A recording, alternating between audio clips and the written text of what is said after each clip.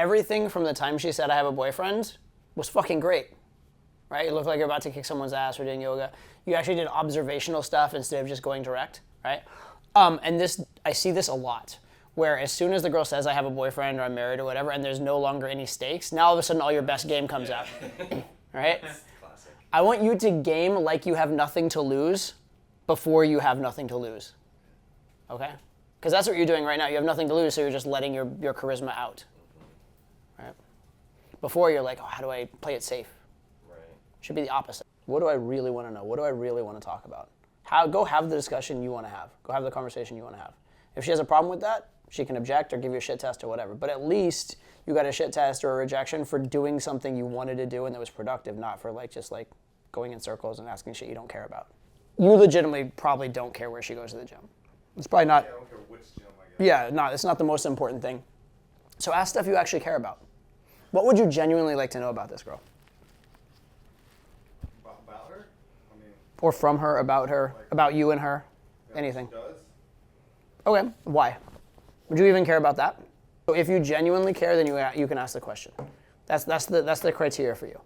If you actually care about the answer, you can ask the question. But if you ask the question and the second it leaves your mouth, your brain shuts off and you stop listening because you don't give a shit what she says, it was a bad question. Like, are there certain things she could do that if she does that, I'm like, I'm fucking in love with this girl. And there are certain things where she does it, be like, fucking hell, I'm out. So what are those things? Like negation, like the way she talks, it's going very negative. Okay, cool. So she's a negative person. So that's something you could screen her on, Yeah. right? So you could ask at some point, be like, are you a positive or negative person, right? And you could ask it, do you consider yourself to be a positive person? I'd be like, please tell me you're not one of those super negative people, right? That's something that you actually would care about the answer to because it would affect whether or not you'd like her. Those are the kind of things you should be asking, right? I ask things like if the girl's adventurous and down to travel, because my lifestyle, if we were to actually date, it would kind of matter that she'd be adventurous and down to travel, right?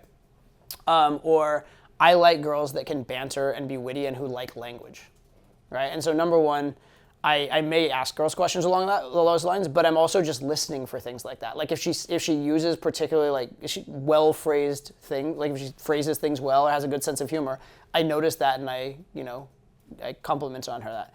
Or if she messes up grammar, I'll give her shit about that, right? Or if she says something the wrong way sometimes, right? Because the stuff I like words. Right? But you need to think, what do you genuinely like? What do you genuinely dislike about the girl? And be willing to honestly tell it to her. Right? So I'm gonna do the honest assessment thing. Just make up a job. What do you do for a living? What do I do for? I'm an engineer. You're an engineer? Oh, fuck. Seriously? Ugh. We're too similar. It's never gonna work. Actually, maybe not. So I studied engineering, but I never became an engineer. Quick question. I'll tell you the whole story, but knowing only that sliver of it, do you love or hate that answer? And it's important what you say. I hate that answer. You hate that answer? Yeah, I hate you. No, I'm just kidding. So here's the story, right? But you see how much more banter there is when I actually have opinions about things? I love that you do that, but listen, here's the thing, okay? You're not allowed to come home from work and be like, honey, here's what happened at my work and this, and I don't want to fucking hear it. I do that shit too. You keep your work at work, okay? When we hang out, we just be each other together. Deal? No work at home, right? And so it's a tease, but also what does that tease imply? It implies a relationship, right? I just made it Superman to woman with that little tease about her being too similar to me in engineering. Playing not to lose and or avoid awkwardness keeps you from pursuing what you want, right? So again, which do I care more about? Do I care about winning? Or do I care about avoiding awkwardness? So when I was younger, I played a lot of sports. I played soccer at a pretty high level. And a lot of times when you're playing on a team sport, your coach has an idea of how he wants the team to play, or he has certain philosophies that he believes in, right? He wants you to be a two-footed player, he wants you to use your left foot, that kind of stuff, whatever. Or he has a philosophy of when you can shoot, you should shoot, right? There's different philosophies, different coaches play different ways. But a lot of times, I'd be in a situation where I've been playing for a decade and a half of soccer. I know what the right thing to do to win is, right?